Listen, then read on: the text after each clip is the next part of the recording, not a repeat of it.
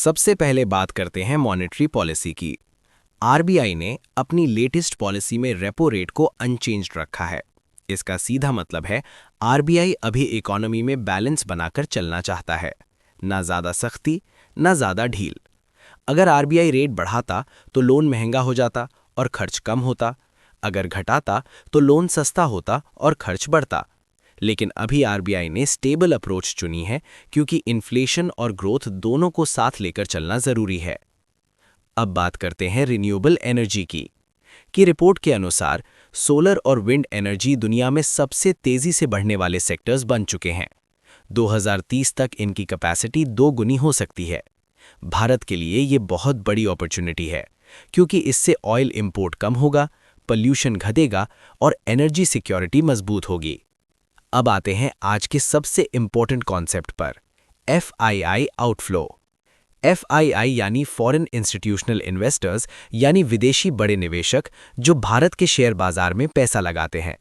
जब ये निवेशक भारत से पैसा निकाल लेते हैं तो इसे एफआईआई आउटफ्लो कहा जाता है। अब सवाल है, ये ऐसा क्यों करते हैं? ग्लोबल अनसर्टेनिटी होने पर, दूसरे देशों में ज़्यादा रिटर्न मिलने पर, या फिर प्रॉफिट बुकिंग के लिए? अब समझिए इसका असर। जब एफआईआई आउटफ्लो होता है, सबसे पहले स्टॉक मार्केट गिरता है क्योंकि बड़ी मात्रा में सेलिंग होती है।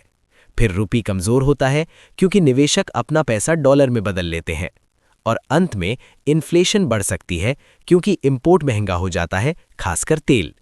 इसे एक सिंपल चेन में समझिए, FII outflow, down market, rupee weak, import expensive, inflation increase.